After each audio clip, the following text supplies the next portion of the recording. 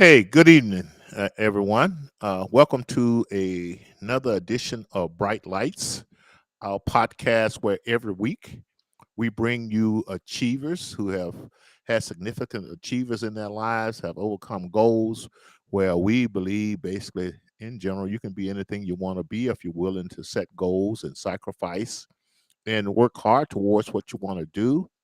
We're not in the excuse business.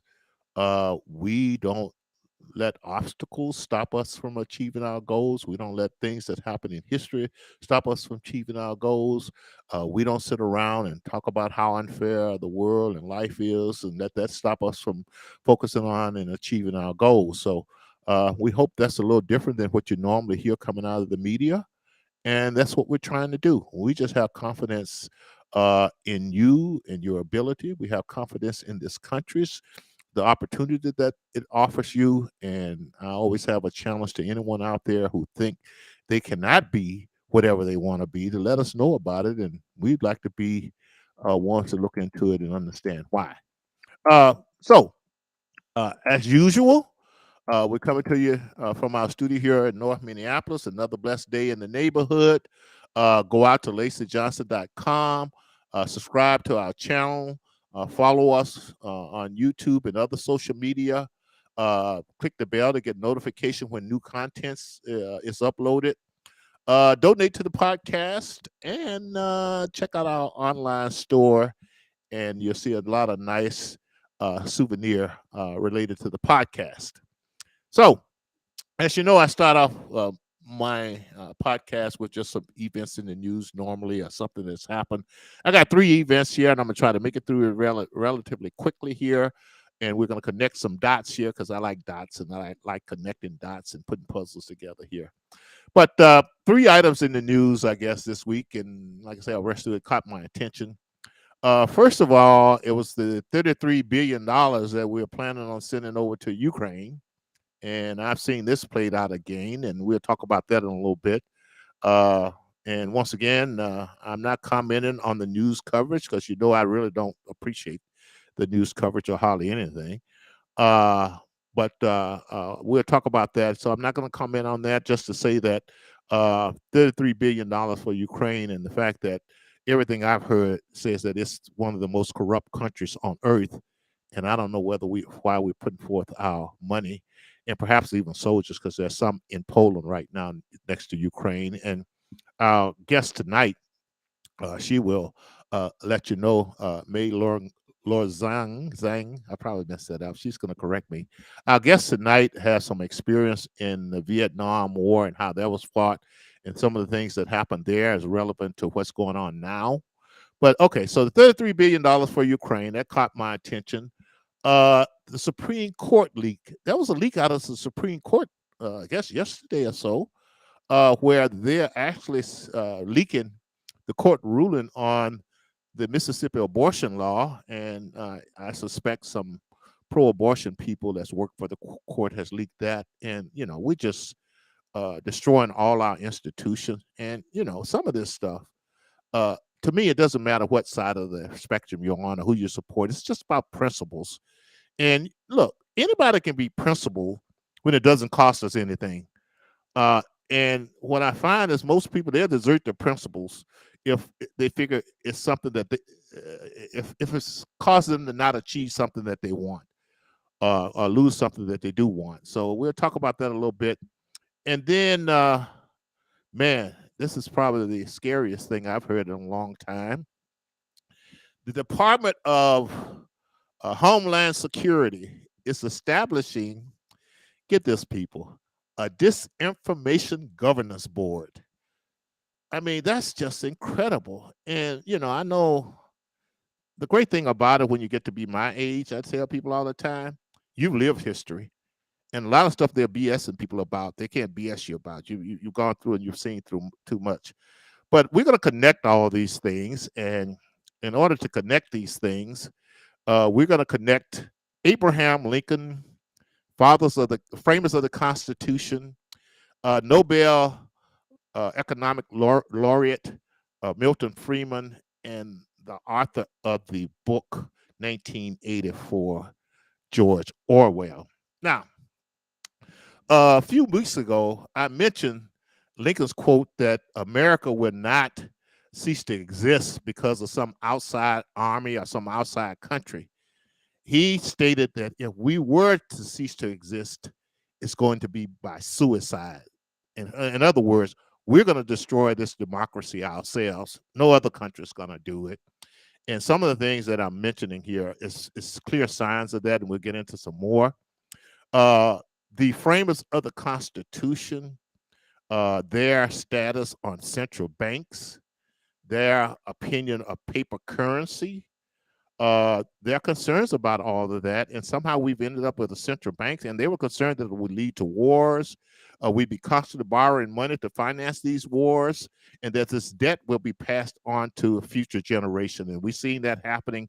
And the sad part about it, the voters, the citizens, they seem to be supporting this. They're supporting our own suicide, but once again, that's another story. And then Thomas Jefferson, and you could go back and read quotes on a lot of our framers of the Constitution. They considered banks some of more dangerous than standing armies because of their ability to get a stranglehold of our money supply. And I don't want to get too far off topic here today, but if you understand money supply, you understand them sending out free checks during the pandemic, and you understand the price of eggs right now and how all that's connected, you would know what I'm talking about. And then Milton Friedman, he's my favorite. I just love the guy, man. As far as his view on personal freedom, his view on government, his view on finances and money. But he basically looked at the government has three basic responsibility: military defense of the nation, to enforce contracts between individuals and people within the country, and to protect us from crime. That's basic. That's the basic of government.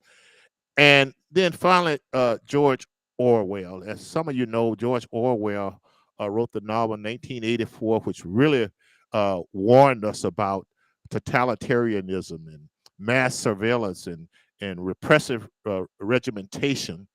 And I tell people once again, at the age I am, I remember the communist scare.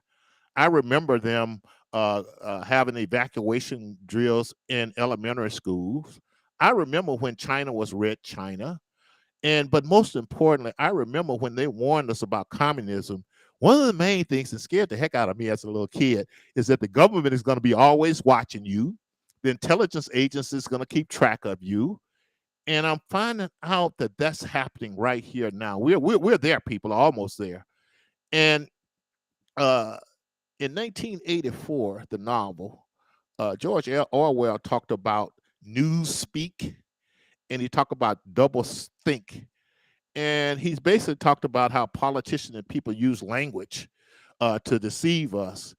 And he talked about the four, and this is getting to the whole disinformation governance board. In 1984, they talked about four different bureaus as part of government. There was the Bureau of Truth, which was actually in the business of telling lies. There was the Bureau of Peace, which was actually in the business of starting wars and executing wars. There was the Bureau of Love, which was actually about torture. And then there was the Bureau of Plenty, which was actually about starvation.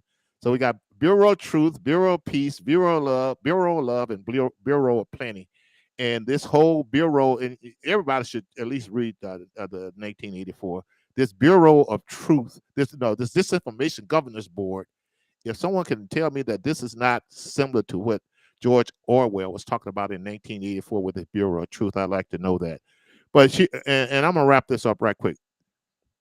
These are some of the things that happen that I know about or happen within my lifetime that tells me we are on this slow road to democratic suicide.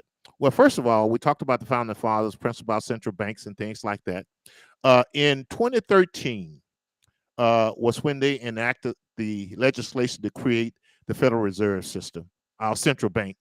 And everybody needs to just go out and read the history of central banks and why people were concerned about it. And it's not coincidental that the same year that they passed they created the Federal Reserve, They also passed, I think it was 16th Amendment, that created the direct tax on individual, the federal income tax. And once again, our fathers, the framers of the Constitution, really was concerned about that, and we let both of those come into place. Another sign of slow suicide to me was the creation of the Central Intelligence Agency. And what many people don't know, it was created by Harry Truman to help have a centralized place for intelligence. But after a while, Harry Truman really regretted creating the Central Intelligence Agency. He said it had become diverted from its original function and had become an operational and policy-making arm of the government. And some of you, in fact, President Truman, who created the CIA, said it was acting Gestapo-like, and President Kennedy threatened to split the CIA up into 1,000 little pieces. And so that's the draft. But let me say this, and bear with me. Even more scarier than that, I think, I heard the leader of the Senate, Chuck Schumer, actually warning the president of the United States that he should fear our Central Intelligence Agency. Now, if that's not a sign of us headed towards suicide, I don't know. Where the president of the United States have to worry about the Central Intelligence Agency, and it's just pointing out what Harry Truman had in mind. He was concerned. So we talk about the Federal Reserve, direct tax on individual income tax. In fact, to me, if we really want to get government under control, the best thing we can do is rescind the 16th Amendment, where they're not taxed. Get rid of the federal income tax, direct income tax on your labor, which acts as the incentive, and you can check with Milton Friedman and a whole bunch of people about that. But okay, so the CIA, and then somewhere along the line, I think it was in 1973, and you got to connect all these dots. They eliminated the draft, and that means that we can go to war anytime. People, they learned from the Vietnam War. We just can't continue to fight wars that, if everybody kids are fighting these wars, sooner or later it's becoming unpopular. So the solution to that was to get rid of the draft and only volunteers. So most Americans look at wars like almost a video game. Their kids aren't going there; they aren't fighting. So that's going to help. As long as we do not have the draft, I predict, like it has been in my lifetime, we'll almost always be in some conflict on some foreign land, because the average Americans don't have nothing at stake. They ain't got to worry about their kids getting killed and things like that. And they're strategic enough to know that. Then the national debt. I think when I was born, the national debt was like $171 billion, by the way. Now it's up to 30 trillion. And most people don't understand, I think, and I don't want to be arrogant or anything, underestimate people, the importance of that national debt as far as the negative impact it's going to have on our history, that our kids going to have to pay that debt. And now the surprising thing about it, most Americans that I talk to, I would think that when you mention, well, your kid's going to have to pay for this, they really don't care as long as they get their Social Security. And that's what amazes me. As long as I get my money, it doesn't matter about my children. And so the national debt keep running up. War equals government borrowing equals banks making a lot of money. I mean, it's that simple. And we need, anytime you're seeing war being promoted, just understand that somebody has to finance those wars, and they're going to have to borrow that money, and that money's going to be borrowed either from banks or some of our enemies like China. And so just be aware of this, and you can interpret it any way you want. And then the other thing, a couple of final things here, the Patriot Act. And after 9/11, we basically gave our federal government carte blanche to just disrespect our freedom and liberties. I mean, the thing that upset me the most, knowing the Constitution, the amendments on illegal search and seizures, after the Patriot Act, after 9/11, the government could actually come into your house, search your house, spy on you, and you wouldn't know anything about it. Now, to me, that's kind of scary, and that goes against everything that we want to do. And then finally, and we'll segue into our guest here, the recent pandemic, where the government can basically tell you to stay in your house. They can tell you where to go, where you can and who can't go. Some people thought about it as home arrest without a due process. They can make everybody get a vaccination. We were never intended to be like that as a country. And these are certain signs that we're slowly headed down the road of what Lincoln called suicide. And once again, because they're not teaching our American citizens about history and the Constitution and our individual rights and freedom, half of the country is willingly going along with this. And I say willingly listening, and sadly, I should say, going along with this. So that's my little intro. We are slowly committing suicide, and I suggest everybody out there that you do some research, at least go out and read up on your history, read up on your civics, read up on the Bill of Rights, and really make sure you understand what's going on here. So that's my 2 cents worth for the day. I'm excited about our guest, May Laura Zhang. She's going to correct me. I'm going to bring her on. She has a great story. If we're talking about bright lights and achievement, this lady family was escaped from a war-torn environment. Some of the things that they went through, her mom went through, being born in a refugee camp and then coming to America and overcoming all of that and just achieving some very great things. So, without further ado, uh, Miss May uh, Laura Zhang, correct that pronunciation, May, from this Southern accented person sitting in this chair here. Welcome. We got to. Sorry about that. Go ahead. May Lord Xiong. Thank you. And I Yeah, had it down. yeah. Uh, Welcome, May. It's Thank you it. for having me. Yeah. I'm just glad to have you on here, and I try to be always honest and 100% with my audience. First of all, I got to know you in the Hmong community, and I'm just a big fan of you, and I'm a big fan of the Hmong community. They are some of the most warming, welcoming, and culturally rich people I've ever been around, and they've always made me and my wife feel at home. And I really appreciate that. And this adopted us. So that's one thing I need to get out of the way. So, uh, May, tell me about your background here. I started it. I probably butchered it a little bit, but tell me about. Well, first of all, your family's origin from Laos. Yes. You were fighting on the side of the U.S. during the war in Southeast Asia, and I still remember all that. I still remember all the lies they told us and all the things they hid from us, and there's nothing new under the sun. But your family was involved in that, and the Hmong people were helping the U.S. Why don't you explain that to us, and what happened once the conflict ended, and how you and your family ended up in the United States, including your birth in the refugee camp. So give the audience like a synopsis of how you arrived in this country and all the things you had to go through. Sure.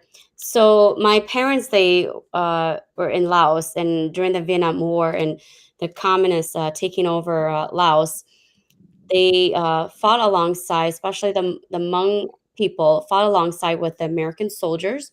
And my dad actually was became a soldier when he was 14 years old. So he was a soldier at a very young age. Um, and shortly after many years of fighting with, in the Vietnam War, they decided that, from what I know and from what I learned from my parents, um, the Vietnamese or the communists kept taking over their small villages up in mountains, and to the point where they couldn't survive anymore. So they decided to, um, you know, run or move or hide. I don't know what you would call it.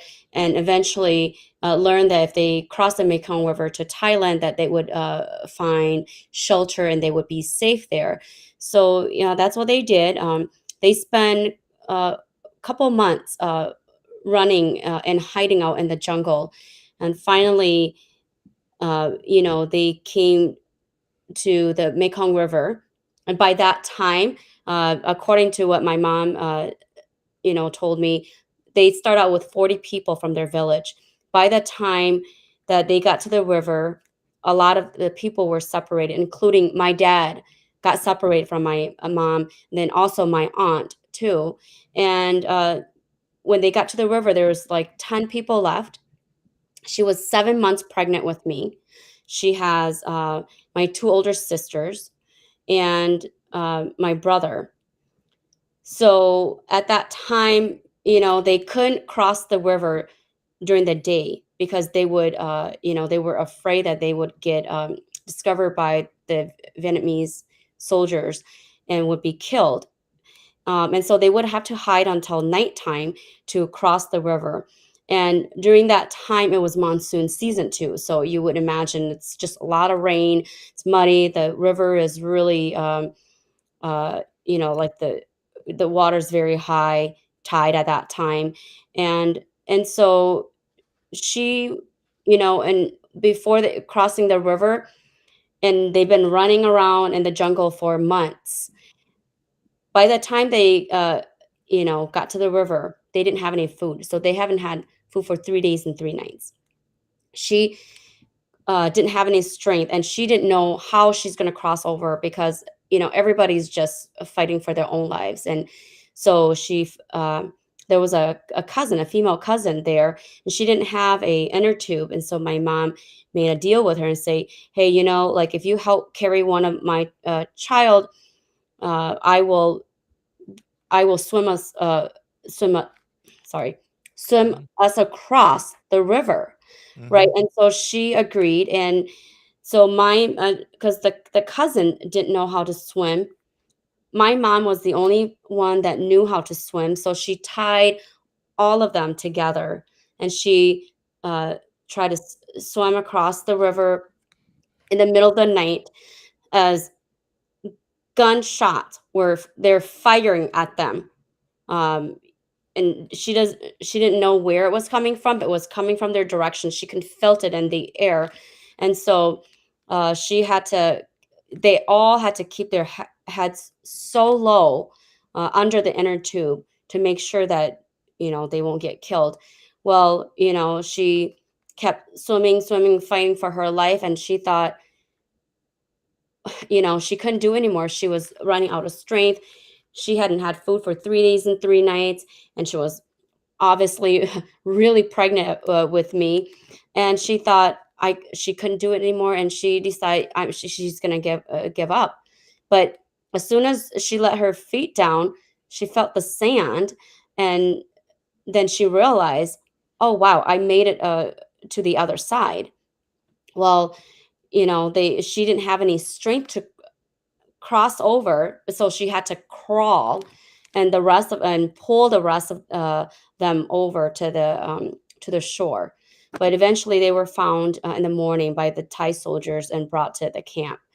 Um, and after that, she my one of my sister passed away. I'm pretty sure it was due to ammonia or illness that she had during their ordeal crossing the Mekong River.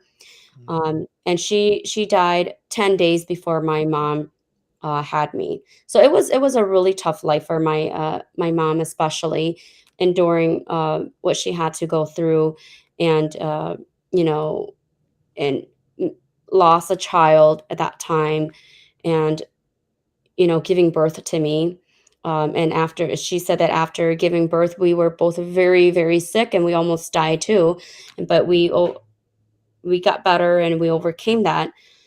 We lived in the camp for about at least 8 years, and we decided to immigrate to the U.S. Okay.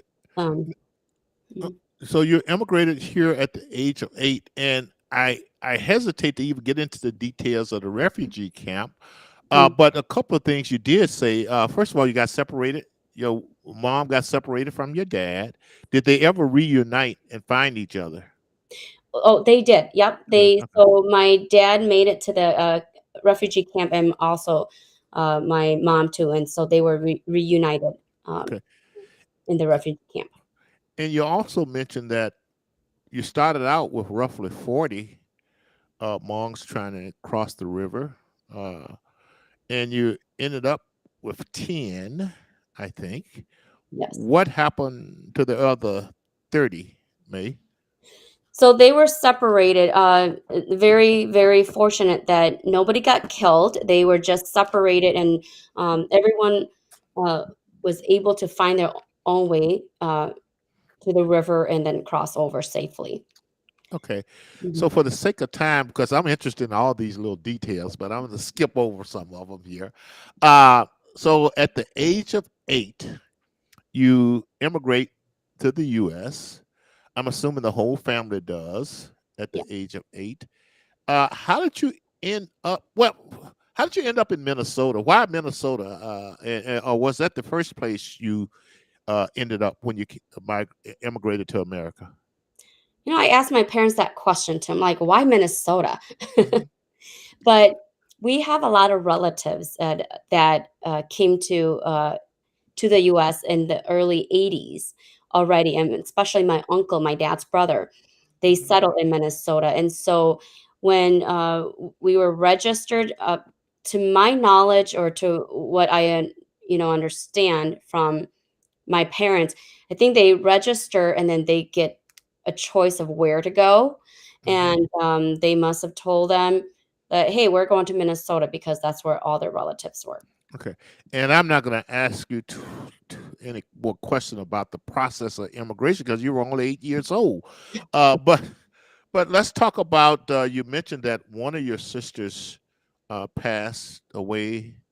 Let's talk about the family that actually made it to America. Your mom and dad. How Mhm. many siblings make it here, or with you? So by that time when we came here in 1987, I have 3 brothers and, one sister. So 5, 7 of us.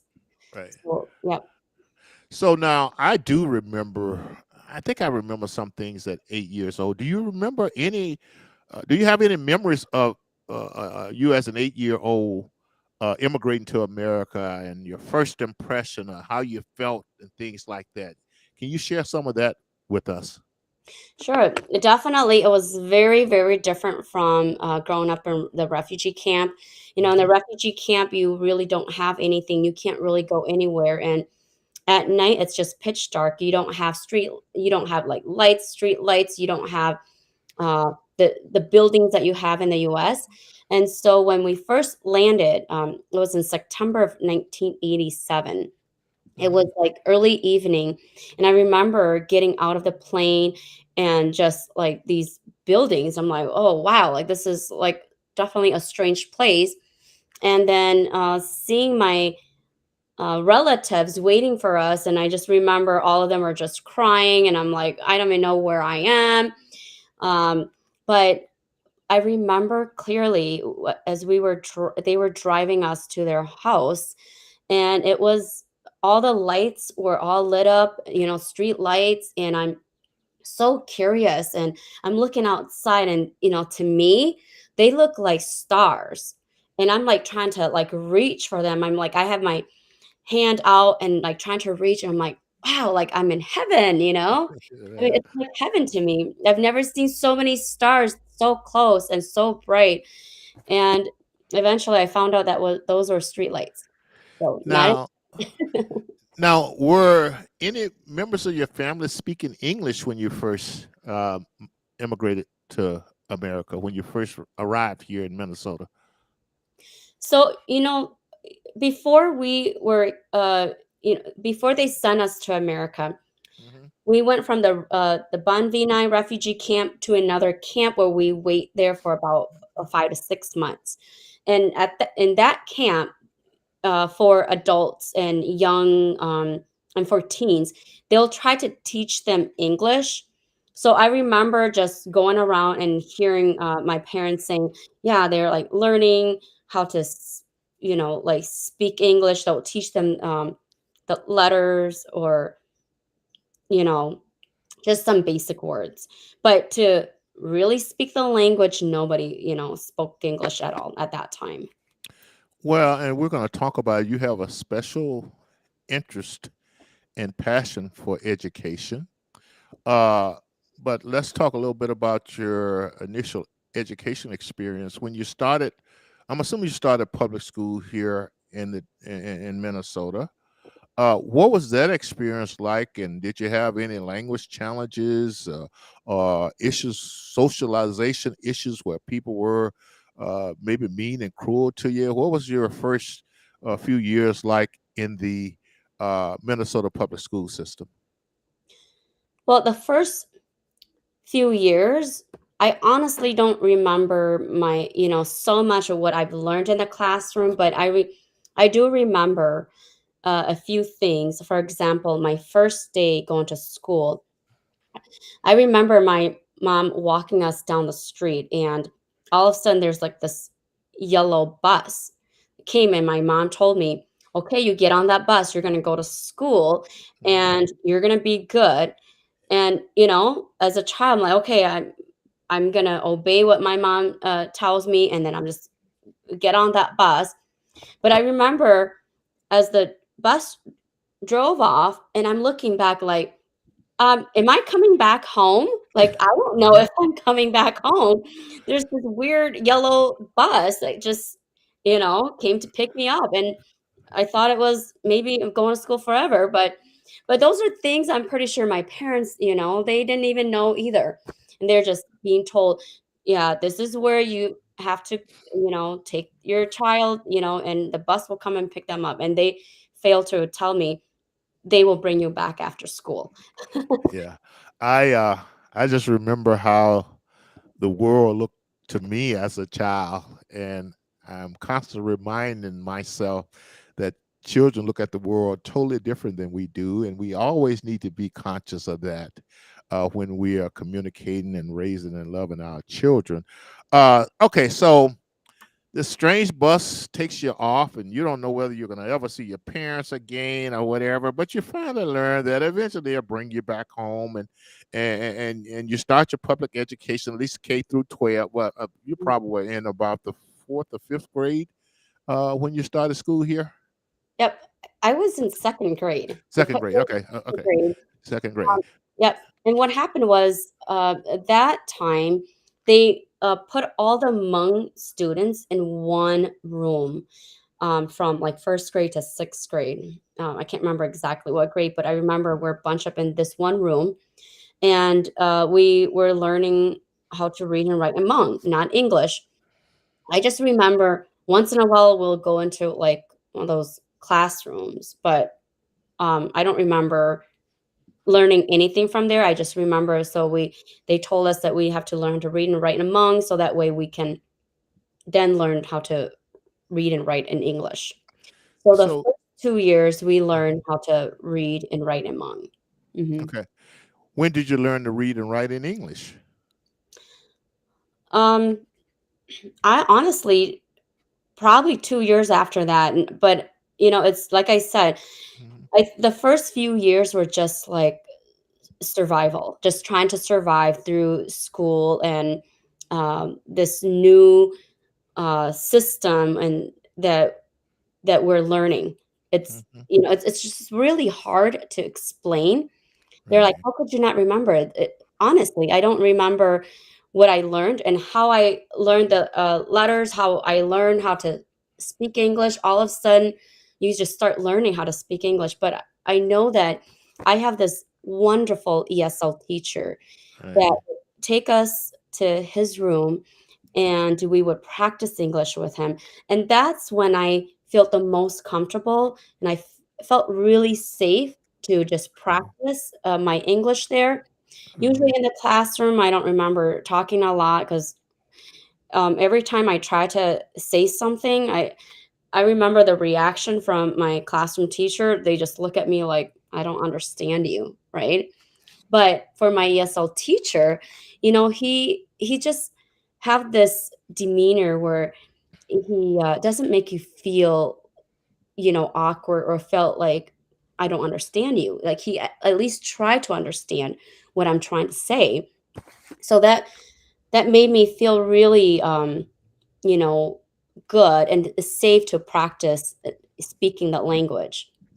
and that's Yeah. why I was inspired to become an ESL teacher, so And we're going to talk about that in your education. Just quickly, did you have any favorite subjects in, let's say, high school or whatever? That what were your favorite subjects in school? I definitely like math until it got really hard, then I decided that I like reading more. I understand that. And by the way, I can't remember how I learned English either. There are people out there will argue that I still haven't learned English, but yeah, so that's kind of common. So let's talk before we get into your education and ESL and things. Let's talk a little bit about your current family. Tell us about your current family and what are they doing and how proud of a mom you are. Tell us a little bit about that. Sure. So I am a single mom of 4 children. My youngest is 18 already, believe it or not. I started uh, at a very young age having children. So, which is great because now I'm s- I could say I'm young and I don't have to worry about children anymore. Right, right, right, right. Uh-huh. That's good. Yeah. Uh, what are their genders and what are they currently doing that make you as a mom very proud? I mean, you'd be proud of them anyway, but what are your children doing nowadays? So, yep. So I have 2 boys and 2 girls. Both of my sons are in the U.S. military. My oldest is in the National Guard here in Minnesota, Hmm. and my youngest son is in the Navy, and he's currently stationed in Jacksonville, Florida. Okay. My oldest daughter, she lives in New York right now. She's attending college there. Last time I checked, she was trying to do pre-law there. And so, yeah, and then now I have my youngest daughter. She's a senior this year, but she's also working part time at as a nurse assistant. She wants to pursue a career in nursing, so which is great. Um, Okay. So evidently, as we would expect, you've done a great job of parenting.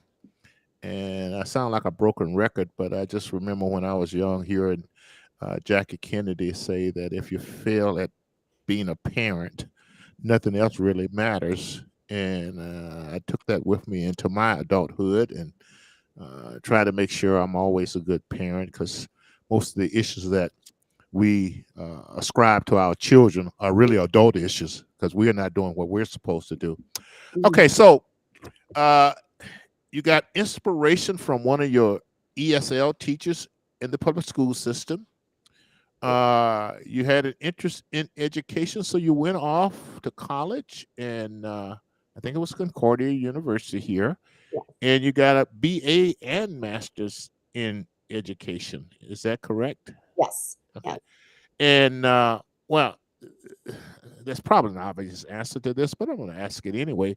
Sure. What made you decide to major and get a advanced degree in education? So after high school, like I said, I was a young mom. I had to get a job right away, so I became a teacher assistant. So I graduated from Johnson High School in St. Paul. Um, right after that, I became a teacher assistant. So I actually never left the school system here, Hmm. but that led me into becoming an interpreter for Hmong families and working with a lot of the Hmong students in school and especially with the ESL students. So from there, I decided, I actually enjoy working with the students and, um, teaching them, reading and writing because that's what I do if when I don't have to interpret or work with families during the day, I would have a small uh, uh, group of students and I would, help with, their reading and their writing and their ESL uh, class. And this was like in a junior high school. So from there, I decided I'm just going to pursue my license and ESL and work with these students. So that's why I decided to, uh, get my license in ESL. And yeah, and that's how my career started. Um, it was and at that time, Concordia had this great program. It's called the SEAT program for, um, you know, people or staff that works at a school and they're trying to pursue their teaching license. And we have this, great, um, let me see, a financial grant for the program. So I was able to apply and qualify for that, and I took advantage of that opportunity. Um, and yeah, and so I decided, and then at one point I went into, pursue my master's in educational leadership because I thought, well, maybe I'll become a principal or something. So Hmm. that's why I went back to school for that. And it was not easy uh, getting my master's, especially. I was a single mom with four children at that time, and my youngest was probably like 2 years old. And imagine trying to, teach full time, being a full time mom with barely any help, and then going to school full time to pursue my master's. But the thing is that if you're not afraid to work hard and you have a goal that you want to accomplish, you can. Doesn't matter how, what your situation is, you will find a way to accomplish and reach that goal. I'm ready to end the interview on that. That's our message. If you willing to, and I think Tom Brady, quarterback said, "What are you willing to sacrifice to be the best you can be in Right, your life?" right. And one of my big issues now is that people are not asked to sacrifice, and Mm, the word hard work hardly ever come up. I'm going to assume that English as a second language teacher that you were or are, you were teaching Hmong students how to speak English. Am I correct in that assumption, or maybe not? Correct me if I'm not sure. correct. Well, it's all immigrant students, Okay. Hispanic, Somali, Karen, Hmong, you know, if, and some, I yeah. guess that's So, true. Yeah.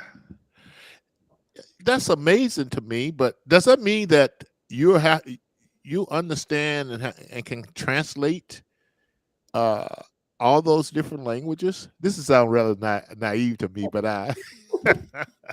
I'm almost embarrassed by the questions here. But you could teach all these different languages, correct? no, I'm teaching English to the immigrant I students. right, but I mean, don't you have to understand their language to teach English to them? I'm getting an education on ESL here. Uh, do you not have to understand their language to teach English to them? No, absolutely not. Okay, You have to, work with them and just be patient. It's a okay. lot of patience and just a lot of love. Boy, now you got me curious. You're gonna have me looking at YouTube videos tonight to see how the ESL works. Okay, so I love what you presented to our audience so far. I mean, Mhm. the struggles of your family and the situation in Laos. Your mom and boy sounds like a very strong, dedicated woman, and just keeping a great attitude. Right. uh, Crossing the river with you, and how you crossed the river and stayed in the refugee camps till you was 8, and eventually came to America, and all the awkwardness and unfamiliarity there, and going to college and getting your degree. And by the way, uh, why are you not? Did you give up on being in the administration in public education? Are you ever planning on being a principal or one of those educational bureaucrats, or maybe in the future? No, I decided not to. I could have easily gotten my administration license right after that, but I decided that the reason I got into education was to help the students learn Yeah, English. right. And I'm gonna stay that way. I have a lot of people say, "Well, why don't you just, become a principal or anything?" I just love if I'm gonna be in education, then I'm gonna continue to be a teacher, not trying to be a Right. principal or anything else. Mhm. Oh, okay. And I was going to say you did that, overcome all the obstacles, not only you but your whole family and things like that. Got to the point where you got your college degree. Now you're in the public education field, but somewhere along the line, you got this idea. Hey, I'm going to sell real estate. Am I correct there? And what went into that? Hey, I'm going to sell real estate, and I think you've been you were a real estate broker, you still are for a few years. So why don't you tell us about what went into that decision and what's your experience has been like in real estate? I'm always been a very curious, and I love to learn. Hmm. Believe it or not, before that, I was an insurance agent. I tried to do side jobs all the Hmm. time, different jobs just to help Hmm. me. Because being a single mom, you always look for extra income. And I'm not afraid to learn new things or educate myself in other things. So I got curious on real estate when I bought my home. And I felt like I didn't even know what I was signing. I mean, I just remember signing a thick packet of paper, and that was it. And so um, I figure, I love real estate. I love learning about the process. It's almost like being a teacher when you're a realtor. You're teaching buyers, especially first time home buyers, the process of and the steps and how to get your home right. Hmm. And so I just decided that, yeah, I want to pursue real estate, and and fell in love with that. And yeah, just continue to do that part time. Hmm. Okay, and yeah, you bring up something. When I was growing up, and even as I got an adult, just about everybody worked two jobs. I tell people, and that's why I hear when people whine and complaining about their wages and stuff, and nobody want to work two or three jobs anymore. I'm being overly simple there in saying that, though. But it was just nothing for people to work two or three jobs when I was growing up to support their family. So glad to hear that. Are you still in the real estate business, and how's the current market if you are? Yes, I do real estate part time. I'm not Hmm. full time. I Hmm. work with um, just I don't really advertise myself out there. I work with a lot of um, referrals and, Referrals. yeah, Uh-huh. friends and families. But yes, it's still a little crazy. I know that the interest rate kind of slowed down some of the buyers, but it's still a crazy market out there, especially in the spring market here. Yeah, I believe that. Now, it's very seldom I have a chance to talk with anyone in education that I don't delve into it a little bit. It's one of my little pet peeve, and I think I saw somewhere where you really stress the importance of education, and it is. It's just so important. But I also read where a quote from you, maybe I saw a quote from you on a video, that we are being led in the wrong direction when it comes to our public education system. Mhm. May Why would you say that? And it may come as a surprise to some people, but not to me. But I probably agree with you. Why are we being led in the wrong direction when Mhm. it comes to education? Um, like I said, I grew up in public education, and so does all my siblings and my children. So I truly, love, especially in this country, that we're providing education to people who can't afford like private education, right? And but right now, if you really think about it, Hmm. this the left is all they're talking about in education is LBGT and CRT. Okay. These are things that are not important in education. We need to really focus on, the basics for our students, the reading, writing, and math. These are the skills that they need uh, in order for them to achieve their goals and their dreams. Hmm. These are the things that they need to go into higher education. If they want to put a socialist agenda in school, Why not teach the students, acts of kindness and learn respect? If they want to put socialist agenda in public education, but if we're talking about right now, we're worried about uh, gender and pronouns, and we're not worrying about reading and writing. We're worrying about um, teaching our students that, especially student of color, that the system is racist and they're being oppressed. Why not we focus on and get more teachers to help them with reading and writing, so that way they can be successful. And that's where I said we're going the wrong directions, because we're not really focused on the basics. We're not focusing on what skill set they need to be successful and become productive citizens in the US. Yeah, generally I try to be kind of neutral and balanced, but some things you can't be neutral and balanced, and I've expressed that same concern.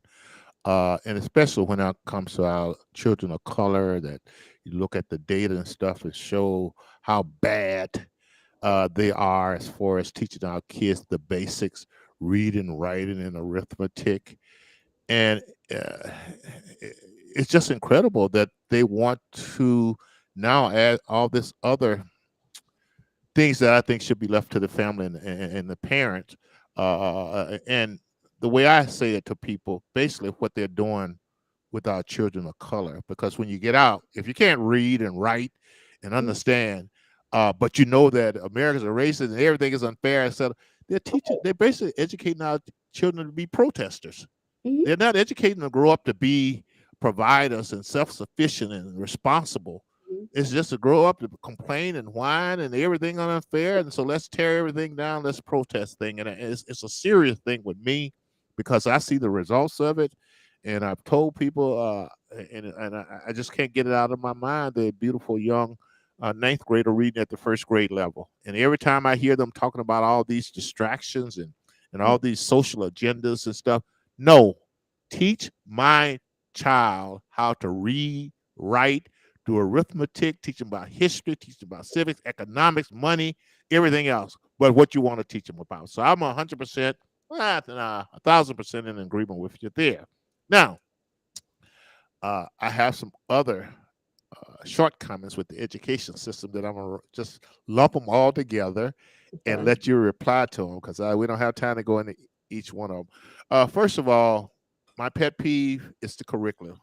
Mhm, Uh, we got a public education system that do not teach our kids about the law and respect for the law and the logic behind the law, which means that the government can either take your personal freedom by locking you up or even put you to death because of the law. And you mhm, would think that they spend some time teaching us about that. They don't teach us anything about money or our monetary system or the Federal Reserve or central banks. And I suspect part of that is that we ever learn about money, we won't be so quick to borrow money, right. and all the interest is going to go out the window. I just remember working with a guy, and I didn't appreciate that at the time.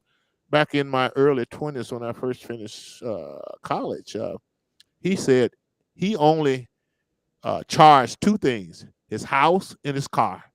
Everything else he pays for cash. But if we all Americans wised up and did that, a lot of banks would go out of business. And I don't think they want us to know that interest rate and charging interest is a bad thing. So those are just the area of freedom, wealth, the law, money, and things like that they don't teach us about. And I'm rather suspicious that it's not coincidental. And I'll just leave it at that. Mhm, Uh, and then the other thing is just the education achievement gap. And and I am not going to get into my history of dealing with educators, but I've dealt with them at all levels. mhm, And I have almost zero confidence in them that they will ever close the education achievement gap for people of color and poor people, because they just don't understand. And probably even more so, not going to go through a laundry list of things. They look at these children as victims and right. rather as someone who is just as capable as their kids are, Mhm, children are. And so those are the two things that I really have a serious issue with as far as our public education, fundamental issues with. And as a result of that, uh, even though I support the public school system, I insisted on both of my sons graduating, going to the public school system. I'm for vouchers. I think without competition, they're never going to do what they need to do. So that's number one. And number two, for those people who are not in favor of vouchers, who talk about how they're going to destroy the public school system, et cetera, et cetera, et cetera, and taking resources, I say let's give it a 5-year try Right. and see who's right. Right. And I suspect, and I just have confidence in business people, by the way, just creativities. And I've been around all the union rules and all the culture there and the infrastructure there. They're just not equipped to do it. And but mainly it's just their perspective on these children, where they feel sorry for them and they're poor, they're black, or whatever. And we got a different set of rules. I see a lot of breakdown of discipline because they basically don't understand the children, especially young black males, and a Mhm. lot of time they're afraid of them. So I have zero confidence in the public school system, and I don't know why people keep thinking that they will. I really don't understand why people think they're going to solve these issues. But I said all that, May, to give you a chance to respond to it, and feel free to tell me where I'm wrong at. Uh, but anyway, what's your response to some of the issues and objections I have with the current public education system? Mhm. Oh, I absolutely agree with everything you mentioned, especially with teaching laws and our freedom and finance, especially in high school. Those are critical things that they need to understand as they are becoming adults. Mm-hmm. But we're not teaching them that because we don't want them to know their rights and the laws in this country, because they might just understand their freedom. They might just understand what it means to be a citizen in this country. And so we have to bring those back. We have to educate our young a generation, or young children, yeah, the laws, the freedom, and finance, Right. so that way they don't start borrowing money like crazy and then be broke within a year or two. But um I do have issues with they're looking at education for student of color, especially black children. Said, oh, we're going to keep lowering the standard for them because they can't get there. Well, if you try a little bit harder, and expect the same results like you would expect for white kids or Asian kids, then and find more resources, then it would just be fine. You cannot keep lowering the standard for them. What does that say about them? That they don't believe in our, children, especially Right. Right. children of color. They don't Right. think that they can succeed. They already have that mindset, and you just can't. As educators, I don't believe in that. I was, I'm an ESL teacher. I work with a lot of immigrant students, but I remember being a mentor for this black student, a black male student. For some reason, I can connect very well with them, and I was his mentor for 2 years. And the thing is that if you hold him accountable for his learning, Mm-hmm.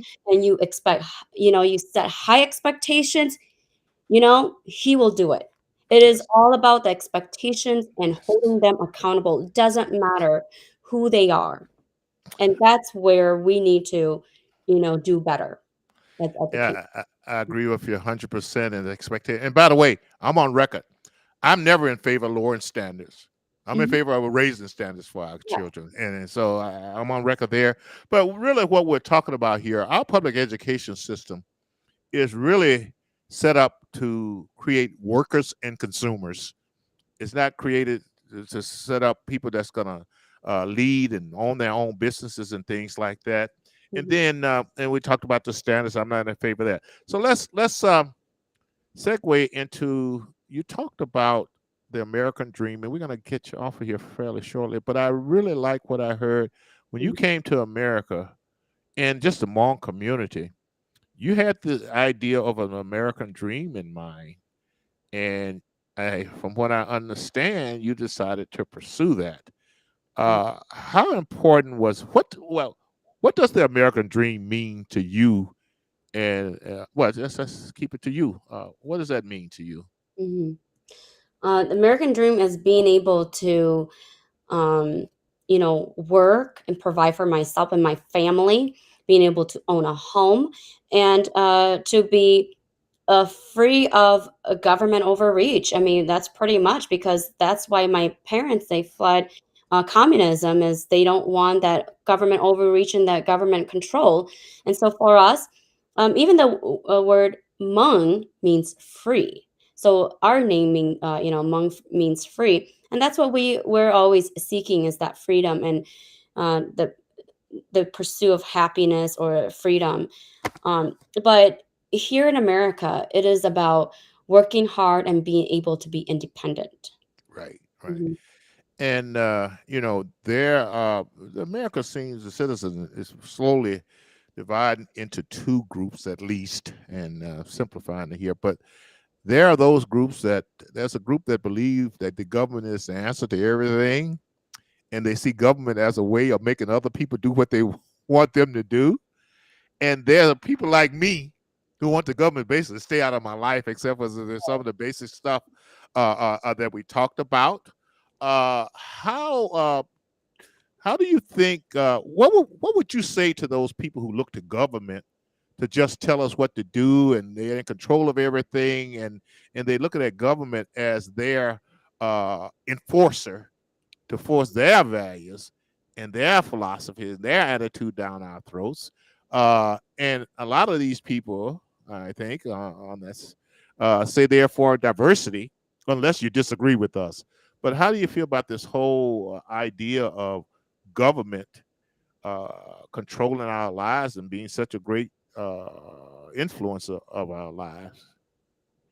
Well, it's getting more and more out of control these days. The way I see our government, it's that to me is communism. And Mm, if you look around and other countries like China and other countries that are communism, the government is controlling them. They're controlling how they think, what they need to think, and how to live their life. Um, and especially, like they start to indoctrinate our children at a very young age in school, where what they need to think and what they're gonna be. And I find it so scary if you have not if you don't understand or if you have not lived in a communist country. It's we're reaching dangerous zone right now, I would say. mm, And this is where people like you and I are being vocal, and we're trying to say, hey, this is not America. America is found on the freedom of religion and freedom of speech, and if all those things are taken away from us, then we are going to end up being a communist, a socialist country. And why would we want a such is something like that in our country? yeah. Sorry, I'm getting like some unexpected Feedback. guests. So, Okay, we're gonna get you off here in a second. But yeah, you're like me. People don't complain about losing rights that they don't know about, and that's when I see a lot of happening, and people just don't know. And then again, uh, at least half our population appear to me the Constitution is not that important. It's really what they're trying to get done, and if it mm, means ignoring the Constitution, going around the Constitution, that's fine. In fact, the issue is I think a lot of people just don't know what's in the Constitution, and it's kind of sad when they say most Americans would fail the basic immigration test, which is a test of our government and our Constitution and our rights. So May, you've been very, very patient with me here. I appreciate that. Very insightful on some of the things that you've shared with our audience. Uh, I tell everyone, and I kind of mentioned it at the beginning of the podcast. Mm, Uh, we are here to give people a different view. yeah. I have something I call the parts of life: perspective, attitude, reaction, tenacity, and spirituality. And I think you represent that. We appreciate all the things that you've gone through and still been a great citizen, a great parent, a great servant to your community. So we really appreciate having you on. But before we go, Mhm, I want you to address this audience I have in mind of young people who into the critical race theory, who's into how unfair everything is, and mhm. into we want to make America socialist, and we don't believe in free enterprise anymore. What message would you say leave with our audience who think that way, particularly particularly our young people. Leave. What message would you say to them? And once again, the perspective is having overcome everything that you and your family have overcome Mhm. and achieved in life, and significant achievements in life. So I kind of wrote some things down, and this is what I want to tell our young listeners and everyone, all the people that are listening to your podcast here. I would say first, have a goal or a few goals and write them down. Focus on your goal, and education is crucial to your success. It's like your foundation to everything, to your success. And I said, but most importantly, do not let anyone tell you that you are oppressed because you are a person of color, especially. You are the author of your destiny. You are, you are on the driver's seat. You can decide, okay, how far you want to go. And I said, and what's great about this country is that we have the American privilege to pursue our American dream and whatever that may be to you. And therefore, we must protect our freedom and our rights in this country. This is so important because when we lose that our rights and our freedom, we're gonna lose our American dreams, and we're gonna lose, um, you know, all the things that this country has provided for us, and what immigrants and other people are, coming to this country to pursue is that their freedom and their opportunity and their American dream. Yeah, it's a slow road to the suicide that Abraham Lincoln talked about. One last thing for our audience, though, and I kind of neglected because I kind of focus on achievement in business and family areas. But you have dug down and found the courage to run for political office, May, and I know what type of courage and sacrifices it takes.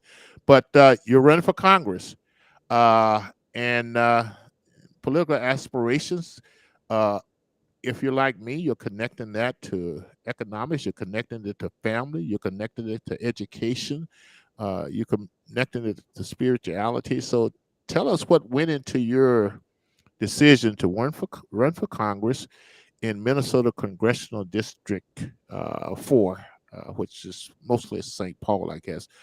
Why did you decide to do that? Well, are you glutton for punishment, May, or are you just Yeah, willing willing to make the sacrifice? it's funny because when I told my oldest daughter that I was running for Congress, and she you know sighed, she's like, "So, mom, are you that bored?" That bored just because we're all out of the home. um, but a few years ago, I I felt so bad of what the rioting and the looting, all the businesses on University Avenue, and seeing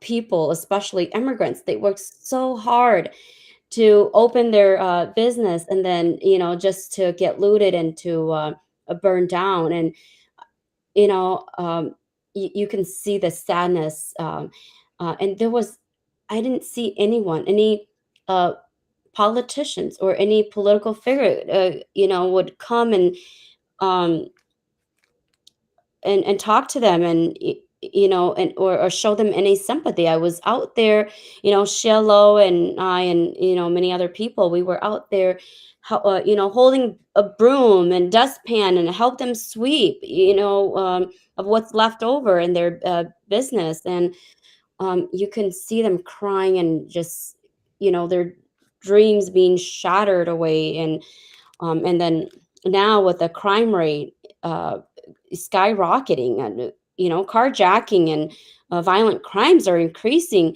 not just in St. Paul. I live in St. Paul here, but it's it's not just CD4, it's all across America. Mm-hmm.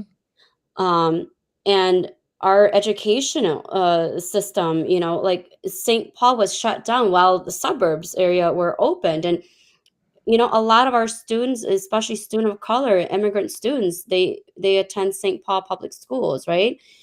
And it was shut down. And and they're the students that need to be in school, because most of the parents, they work, they work a lot of hours, and or they don't speak the language. And so when they're they're doing online schooling, they're falling behind even further. So it's talking about the achievement gap. It's the pandemic has not really helped our students, especially student of color. And just with this, and our our freedom, they're trying to control our freedom of speech and our Second Amendment. And I thought, it's someone has to stand up to this. um, and someone has to be vocal, and someone has to be strong enough to uh, say enough is enough. And that someone with a common sense to Mm-hmm. really Mm-hmm. go to DC, and challenge these politicians, or these career politicians that's been in Congress for like 30, 40 years. They're out of touch. They don't Mm-hmm. know what the average people are going through. And so I decided that I'm going to stand up and uh, be able to represent CD4 and the people, and hopefully take their voice to DC and make some changes. Yeah. I think part of the issue is those people who are in control. Average people to them means you got an Ivy League education, you're making $100,000 a year, and you got everything taken care of. And they don't seem to realize there are people in other parts of the country who are really suffering. And a lot of our policies over the decades has been really detrimental to them in our country. You and I are pretty close in seeing what's going on here Mhm. and having concerns. And I'm like you, I got some serious concerns, and I've been around long enough. I've seen so many things happen within the last 4 years. I'm like, is this America? That I never thought I'd see in this country. I mean, to be honest with you, I just never thought I'd see some of these things. And they are very disturbing. And thankfully, we have people like you out there, May, who's also observing this and who's concerned about our country. And if you're like me, it might really just boil down to I just love my grandson, and I think about what kind of country I want to leave him, Mhm. and the fact that I don't want to leave him with a national debt of $50 trillion, and those type of things. And I want to leave him with an economy that has a lot of the basic fundamentals in place and things like that. So you feel like me, and if you're like me, you've gotten to the point you're willing to put up with whatever people want to say about you and Mhm. whatever I mean, because it's that serious. So, once again, May, tell people if they want to support your campaign, by the way, where can they go and look for additional information and maybe help you and support you? Oh, definitely would love to, have donors or volunteers for with my campaign here. Um, they can go to May 4, the number 4, 4mn.com. So it's May, M-A-Y, the number 4mn.com. You can find more information on there if you want to volunteer, you want to donate, it's all in the website. So yeah, check out my website. If you want to volunteer, great. If you want to donate, that's even better. Right. Hmm. Well, thank you again for being a guest. I really love your story. I mean, the story of your mom and overcoming all you had to overcome, coming to achieve, coming into a strange situation, the awkwardness in your education system, and just being tenacious and dedicated and open to new experiences. I think that is what the American spirit is about. A believer in free enterprise, competition, self responsibility, self accountability, hard work, discipline. Those are the type of things that, at least in my community, a lot of time we don't hear about. Hmm. And we're trying to negate that because, once again, I'm just concerned that the children in my neighborhood, all they hear about is all the negative stuff in history and bad stuff, and they don't understand that set goals. Let's set goals, people. Let's go out and achieve our goals. Oh, So it's hard work. We're not I emphasizing will. that Right, enough to our kids nowadays. It's right. you gotta work hard. Just like Yes, a kindergarten, if you're gonna learn your ABCs, you gotta work hard. You gotta practice and practice until you get it. right, Nothing comes freely. You gotta right. work for it. Yes, You want a big house, you gotta work hard. You gotta stay in school and, learn how to read and write because that's a path that will take you there. right. Mhm. I appreciate that. Good message to end on, May. Hope to see you soon. And once again, I know you had some ideas and dreams about some health care issues in the Hmong community that I've been talking to you about. I haven't forgotten. I'm not going to ever forget it, May. But I ran into a little snag there. But once again, thank you. Good luck on your campaign. Good luck on your work in the educational field, real estate, and everything else. And we didn't get a chance to talk about the wonderful Hmong culture that I've had the privilege to be exposed to. But once again, have a good evening, and I know you got a lot of work to do, and hope to see you soon, May. All right. Thank you so much for having me, Lacey. I Thank appreciate you. it. All Yep, right. yep. So, everyone, another episode of Bright Lights, and like I say, I'm really proud of the achievement of May. Once again, go out to lacyjohnson.com and support the podcast. Give us some feedback, but we look forward to keep bringing you great achievements and achievers in the future. So good night. Talk to you again. See you again next week. Oh, by the way, just quickly here, once again, keeping it 100. If you look in the back there, it doesn't look like 7 p.m. at night on a Wednesday night where we do our live podcast. We decided to pre-record it today to accommodate May's schedule. She's been pretty busy, and we do that for our special guests where we really want to get them on. So thanks for accommodating us, May. Thank your audience.